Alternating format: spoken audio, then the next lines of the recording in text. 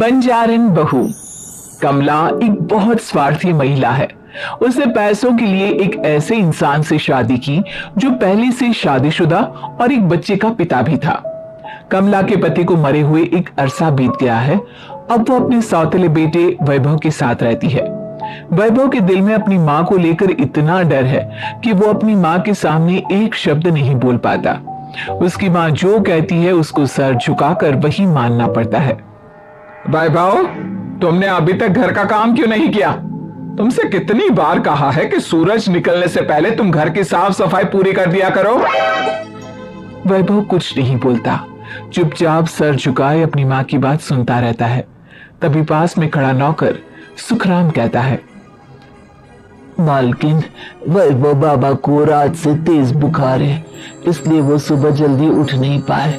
उनके बदले मैं घर की साफ सफाई कर देता हूँ। इसे कोई बुखार नहीं है। मैं इसे अच्छी तरह से जानती हूँ। ये सब काम न करने के बहाने हैं। सुखराम काका, बोल दो इसे, सारे घर का काम यही करेगा। और इससे समय पर अपना काम पूरा नहीं किया तो इससे आज का खाना भी नहीं मिलेगा। मगर मालकिन, वैभव बाबा की सच में ही तबीयत खराब है, आप एक बार देख तो लीजिए।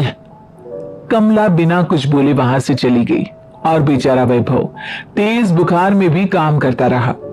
कमला वैभव की शादी एक ऐसी लड़की से कराना चाहती थी जो अनपढ़ हो और कमला से इसी तरह डरे जिस तरह वैभव डरता है, ताकि वैभव की सारी जायदाद और धन दौलत उसकी मुट्ठी में रहे।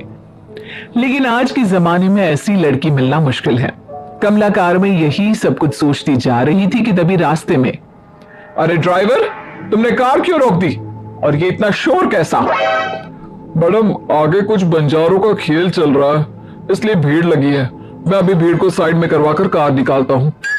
ड्राइवर भीड़ को साइड करके कार निकालने की कोशिश करने लगा कि तभी कमला की नजर रस्सी पर चल रही एक फुलवा नाम की बंजारन पर पड़ी। क्यों ना मैं इस बंजारन की शादी वैभव से करा दूं? ये तो अनपढ़ लग रही है, मेरे पैरों तले दबकर भी रहेगी। मुझे अभी इसके माँ बाप से बात करनी होगी। ये सोचकर कमला ने उन बंजारों से बात की और उन्हें शाम को अपने घर बुलाया।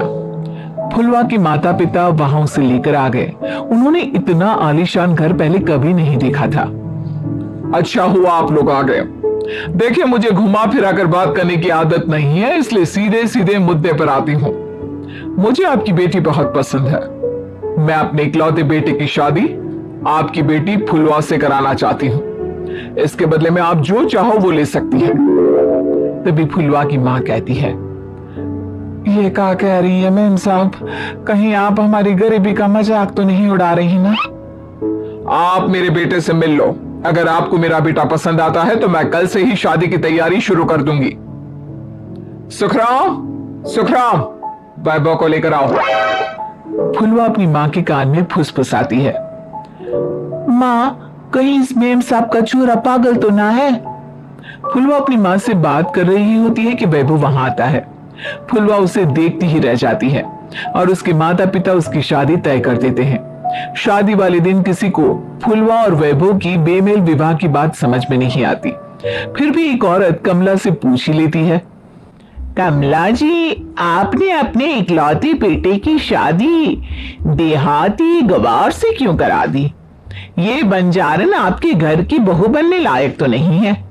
कम से कम अपने स्टेटस का ही ख्याल कर लिया होता। बहू तो अपने टक्कर की लाती, आपने तो बंजारन को ही बहू बना लिया। अब कमला को समझ में नहीं आ रहा था कि इस बात का क्या जवाब दे। वो कुछ देर चुप रही और सोच समझ कर कहती है, बहन जी, आपको तो पता है आजकल के बच्चे किसी की बात कहाँ सुनते हैं। मैं तो अपनी बहू एक पढ़ी लिखी और अपनी सोसाइटी की ही ढूंढ रही थी। लेकिन मेरे बेटे ने मेरे सामने इस बंजारन को लाकर खड़ा कर दिया। बोला कि मैं शादी करूंगा तो इसी से। अब भला मैं क्या करती? मुझे अपने बेटे के सामने झुकना ही पड़ा। कमला की ये बातें सुखराम भी सुन रहा था। उसने ये सारी बातें वैभव को जाकर बता दी। काका, मैं तो फुलवा को जानता भी नहीं, फिर माँ मेरे बारे में झूठ क्यों कह रही है? अरे बेटा, तुम कितने भोले हो, तुम्हें कुछ भी नहीं पता। तुम्हारे पिता अपनी सारी संपत्ति तुम्हारे नाम करके गए हैं। तुम्हारी माँ नहीं चाहती कि यह संपत्ति तुम्हें मिले, इसलिए उन्होंने तुम्हारी अनपढ़ लड़की से शादी करवाई ताकि तुम्हारी तरह वो भी अपने हक के लिए आवाज ना उठा सके। सुखराम काका, मैं क्या करूं, आप ही बताओ। माँ के सामने आते ही मेरे हाथ पैर कांपने लगते हैं। मैं माँ को कुछ भी नहीं कह पाता। वे दोनों बात कर ही रहे थे कि अचानक कमला वहां गई। कमला को देखकर दोनों घबरा गए।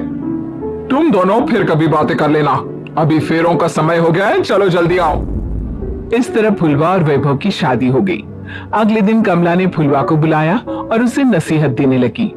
देख बंजारन, तुझे मैंने अपनी बहू बना तो लिया है, लेकिन तुझे इस घर में आंख कान मुंह बंद करके रहना होगा। घर का काम कर और अपने पति से मतलब रख, समझी? कमला का ऐसा रवैया फुलवा को बिल्कुल समझ में नहीं आया। उसने वैभव से इस बारे में बात की।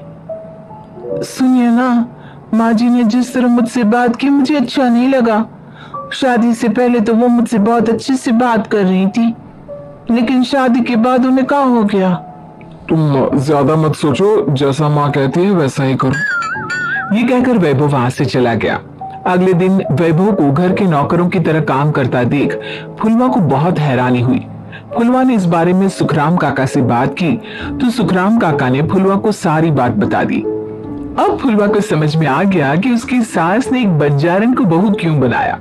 एक दिन वैभव घर का काम कर रहा था, तभी उससे कांच की प्लेट टूट गई। किसने गिराई ये कांच की प्लेट? वैभव को वहां खड़ा देख कमला ने छड़ी से उसे मारना शुरू कर दिया।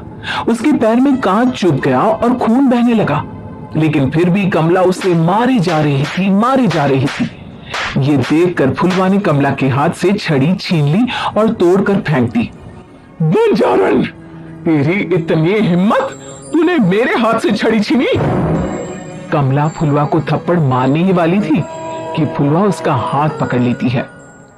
ओ सस माँ, मैंने मॉम की गुड़िया ना समझ लियो।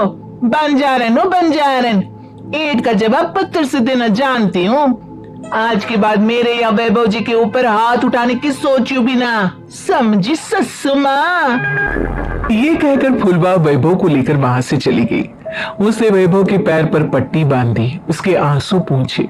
वैभव ने पहली बार किसी के दिल में अपने लिए इतना प्यार महसूस किया। अब फुलवा वैभव का हर काम में हाथ बटाती, उसका बहुत ख्याल रखती। इस तरह दोनों बहुत ज्यादा नजदीक आ गए। वहीं दूसरी ओर कमला सारी जायदाद अपने नाम करने की साजिश करने लगी। और एक दिन, वैभव, जल्दी बाहर आओ। कमला की आवाज सुनकर वैभव और फुलवा अपने कमरे से बाहर आ गए। जी मां, आपने बुलाया? ये ले, इन कागजों पर साइन कर दे। वैभव कागजों पर साइन करने ही वाला था कि फुलवा वैभव के हाथ से पेन छीनकर कहती है, ना वैभव जी, आप इस पर हस्ताक्षर नहीं करेंगे। आओ बंजारन, मैं तुझसे बात नहीं कर रही। ये बात मेरे और मेरे बेटे के बीच की है। चुपचाप पेन दे दे, नहीं तो तेरी खाल उधेड़ लूंगी। ससुमा, बंजारन की खाल इतनी भी ढीली ना होवे कि कोई भी उधेड़ लेवे। जो यकीन ना आता हो तो देख ले उतार के। और हाँ, बंजारन जरूर हूं, पर अनपढ़ ना हो। मन भी पता है कि किसी भी कागज पर साइन करने से पहले उसे अच्छी तरह पढ़ लेवे हैं। पेन देती है या नहीं? ये कहकर कमला फुलवा को मारने आई तो फुलवा ने कमला को धक्का दे दिया और वो नीचे गिर गई। कमला डरकर वहां से भाग गई। अब फुलवा ने वो कागज उठाए और वैभव के साथ सीधा वकील के पास चली गई। वकील ने वो कागज देखी और फुलवा को बताया, वैभव के पिता की सारी जायदाद और संपत्ति वैभव के नाम है, लेकिन वैभव की सौतेली माँ इस संपत्ति को अपने नाम कराना चाहती है, इसलिए इन कागजों पर वो साइन करा रही थी। तो अब हमें क्या करना चाहिए वकील साहब? वकील ने फुलवा और वैभव को सब कुछ अच्छी तरह से समझा दिया। अब दोनों घर पर पुलिस को लेकर पहुंचे। कमला पुलिस को देखकर घबरा गई। पुलिस ने कहा, आपके नाम की कंप्लेंट हुई है, आपको हमारे साथ थाने चलना होगा। कंप्लेंट? कैसे कंप्लेंट? आप अपने सौतेले बेटे पर बहुत अत्याचार करती हो, धोखे से सारी जायदाद अपने नाम करा रही। अब नहीं इंस्पेक्टर साहब, जरूर ये मेरी बहू की कोई साजिश है, इसने गलत कंप्लेंट की है। मैडम, शिकायत आपकी बहू ने नहीं बल्कि आपके बेटे वैभव ने की है। कमला वैभव का नाम सुनकर दंग रह गई। जिस बेटे ने कभी उसके सामने सर नहीं उठाया था, आज वही बेटा उसके सामने पुलिस को ले आया है। वैभव, तुम्हारी इतनी हिम्मत कि तुम पुलिस को ले आए? हाँ माँ, मैं लाया हूं पुलिस को, और मेरे अंदर इतनी हिम्मत कभी ना आती अगर फुलवा मेरा साथ ना देती। आपने बंजारन बहू को लाकर अपने ही पैर पर कुल्हाड़ी मारी है माँ। मैडम, अब की बात खत्म हो गई हो तो चलो हमारे साथ। वैभव, मुझे माफ कर दो, मुझे थाने मत भेजो। आज के बाद मैं तुम्हें कभी नहीं मारूंगी, तुम्हें कभी परेशान नहीं करूंगी, मुझे माफ कर दो। वैभव अपनी कंप्लेंट वापस ले लेता है और पुलिस वहां से चली जाती है। वैभव अपनी सौतेली मां से कहता है, मैंने पुलिस को वापस तो भेज दिया है, लेकिन मैं आपको माफ नहीं कर सकता। आपने बचपन से आज तक कभी मेरे सर पर हाथ नहीं रखा, हमेशा मुझे मारती रही, नौकरों की तरह बर्ताव करती रही। आप इस घर में नहीं रह सकती, चली जाइए यहां से। कमला घर छोड़कर चली गई और सड़क किनारे खड़ी होकर सोचने लगी, काश मैंने वैभव को मां की तरह प्यार किया होता तो आज मैं इस तरह से बेसहारा ना हो जाता।